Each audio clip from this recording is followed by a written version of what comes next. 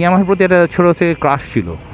তো সেই Yamaha company যখন এরকমভাবে একটা বলবো এটাকে, মানে খারাপ কথা বলতে ইচ্ছা করে কিন্তু বলতে পারা যায় না, প্রবলেমগুলো একজন রেগুলার একটা তার ডিভাইস বা তার মোটরসাইকেল যখন সে চালাচ্ছে তখন তার কিন্তু সেটা রেগুলারলি সে কিন্তু ওটার সাথে অ্যাডজাস্ট হয়ে গেছে, কিন্তু তার ফলে তার প্রবলেমগুলো কিন্তু তার চোখে পড়ে না। তো কিন্তু সে যখন ওটা সেল করে দিচ্ছে তখন নেক্সট যে পার্সনটা যেটা কিনছে, নিউ বায়ার, নতুন বায়ার যখন কিনছে সেলারের কাছ থেকে, তখন হচ্ছে কি সে কিন্তু একাধিক প্রবলেম ফেস করছে, যে প্রবলেমগুলো আগের জন চালাতে চালাতে তার ওটা অভ্যাসে পরিণত হয়েছিল, সে সেগুলো প্রবলেম পাচ্ছিল না। তো এই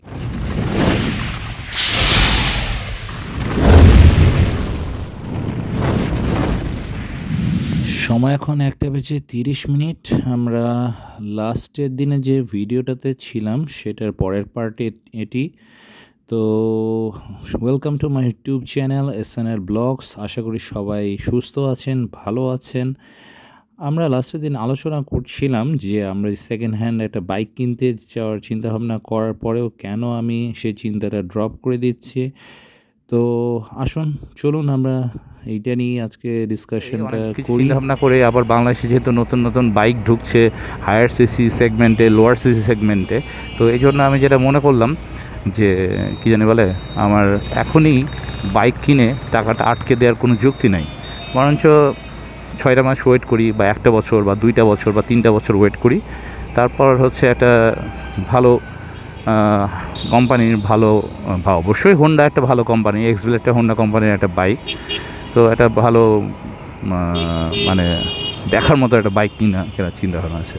সেটা প্রাইস ট্যাগ যতই হোক, প্রাইস ট্যাগটা অবশ্যই একটা বড় ফ্যাক্টর, যে কম প্রাইসের বাইক কেনার নিয়ে বেশি চেষ্টা করা। কিন্তু এক নম্বর হচ্ছে যে আমি সেকেন্ড হ্যান্ড জিনিস কিনতে খুব একটা পছন্দ করি না। সেকেন্ড হ্যান্ড জিনিস আপনি কিনবেন, যে কোনো জিনিস সেকেন্ড হ্যান্ড, আপনার এটা হতে পারে মোবাইল থেকে শুরু করে ইলেকট্রনিক্স, যে কোনো জিনিস হতে পারে, মেকানিক্যাল যে কোনো জিনিস হতে পারে, সেকেন্ড হ্যান্ড নিলেই 101টা তার প্রবলেম থাকবে। ফার্স্ট হ্যান্ড নেবেন, আপনার কাছে দেখা হলো যে যদি 101টা না হয় 50টা প্রবলেম থাকে, এই বাইকটাকে যখন আপনি আরেকজনের কাছে সেল করবেন সে কিন্তু 101টা প্রবলেম পাবে।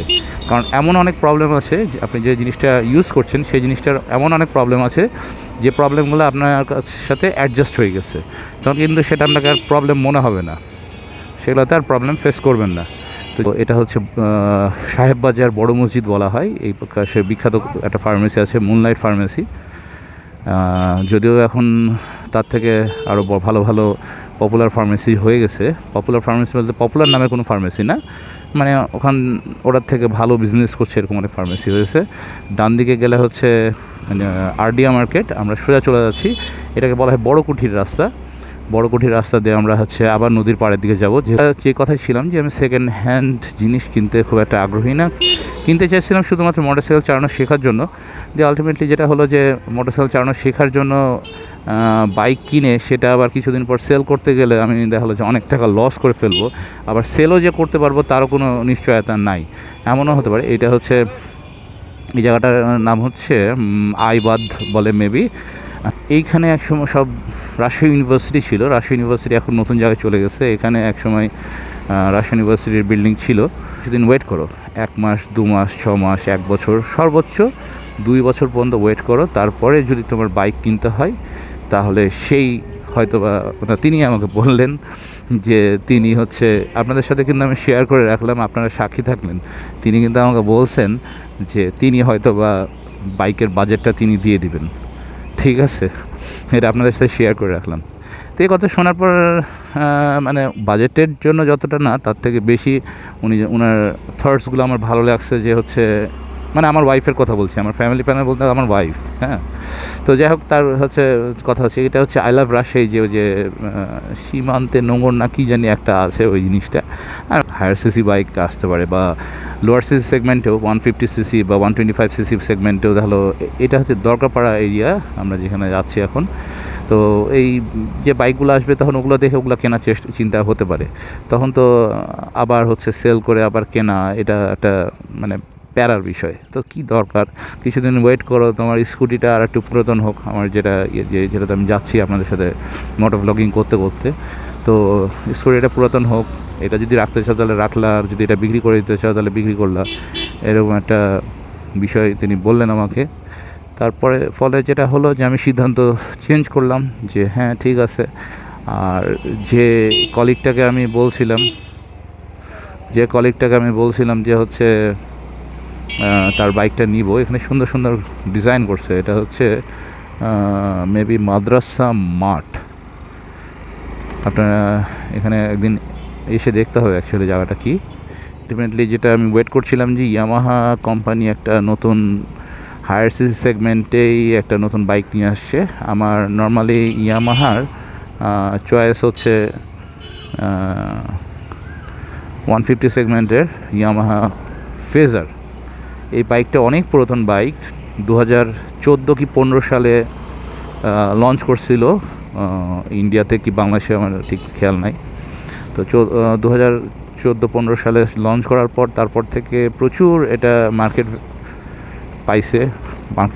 পাইছে বলতে যেটা একটু সবসময় রেঞ্জটা একটু হাই ছিল। যখন আপনার 130-40-এ আপনার পালসার বা 140-50-এ পালসার পাওয়া যেত, হাং পালসার পাওয়া যেত, তখন ফেজার গাড়ির দাম ছিল 2,20,30 এরকম।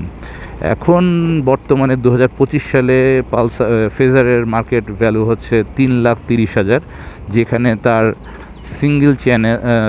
সিঙ্গেল ডিস্ক, পেছনেটা ড্রাম ব্রেক, যথেষ্ট ভালো ব্রেকিং সিস্টেম যদিও, কিন্তু দুইটাতে ডিস্ক ব্রেক নাই। ইঞ্জিনের যে কোয়ালিটি, সেই ইঞ্জিনের কোয়ালিটিটা তাদের কোম্পানির FZS ভার্সন 2 যেটা আছে সেই বাইকের ইঞ্জিন এবং ফেজারের ইঞ্জিন সেম। ইঞ্জিন কোয়ালিটিতে কোনো ডিফারেন্স নাই।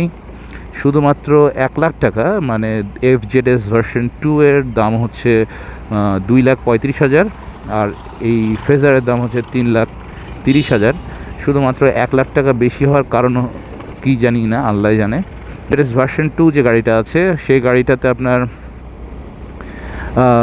ডাবল ডিস্কও পাওয়া যায় এই 2,35,000-এ। সেখানে ফেজার 3,30,000 টাকা দাম হওয়া সত্ত্বেও সেখানে মাত্র পাওয়া যাচ্ছে সিঙ্গেল ডিস্ক, কোনো এফআই নাই, এফআই ইঞ্জিন, অবশ্যই এফআই আছে, ABS নাই, ট্র্যাকশন কন্ট্রোল নাই, আর কোনো কিছু নাই। আচ্ছা ধরলাম যে 3,30,000 কোনো বাজেটই না যেখানে ট্র্যাকশন কন্ট্রোল দিতে হবে বা স্লিপার কাজ দিতে হবে, যেগুলো 5-5.5 লাখ টাকা দামের বাইকের।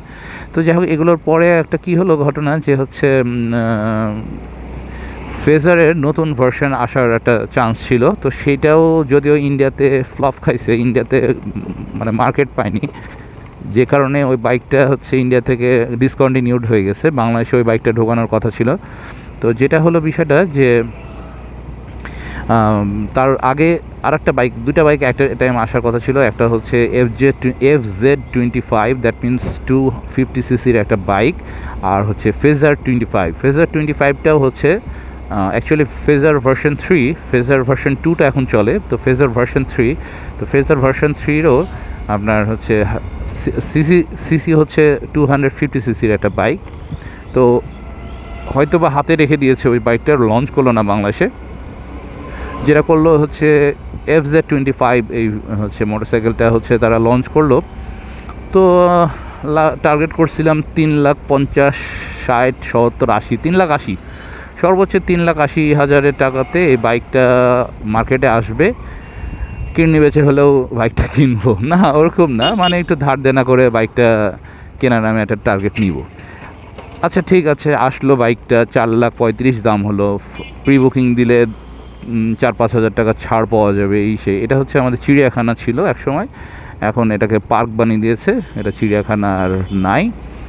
ডান দিকেরটা, বাম দিকেরটা হচ্ছে টিবাদ। এখানে আপনার রাজশাহীতে ঘুরতে আসলে যে কোনো রিক্সাকে যদি বলেন টিবাদে যাব, তাহলে বাম দিকে নিয়ে আসবে। বাংলাদেশ পানি উন্নয়ন বোর্ড রাজশাহী লেখা আছে টিবাদের মেন এন্ট্রান্সে। আচ্ছা, যেটা বিষয় যে বলছিলাম যে FZ25 4,35,000 টাকার একটা বাইক, আমি ধরলাম ছাড়টা সবই বাদ দিলাম, প্রি বুকিং দিলে 7,000 টাকা ছাড় না 10,000 টাকা ছাড় বা কিছু একটা ছাড়ের ব্যবস্থা করছে, তো আমি সবই বাদ দিলাম। তো ধরলাম আমি 4,35,000 টাকা দাম, সে বাইকটাও আমি হয়তো বা নিয়ে নিতাম যদি ওর মধ্যে এখনকার সময়ে 250 সেগমেন্টে বা 150 সেগমেন্টে যে বাইকগুলো আছে তার যেটুকু ফিচার আছে সেটুকু যদি মিনিমাম থাকতো তাও একটা হতো। সেটুকু তার মিনিমাম ফিচারও নাই। যেমন হচ্ছে সবচেয়ে বড় বিষয় হচ্ছে যেটা কী বলে আপনার মিটার, এটার মিটারটা দেখেন যে সাইজ, হ্যাঁ, তাও একটা শেপ আছে বা সাইজ আছে, একটা লুকস আছে। মিটারের কোনো লুকস নাই, কিছু নাই, মিটার বানায় রেখে দিচ্ছে একটা, ভালো কথা। তারপর ওখানে হচ্ছে কী জানি ডুয়েল চ্যানেল মনে হয় ABS দিয়েছে, কিন্তু অটো গাড়িতে সীমাবদ্ধ।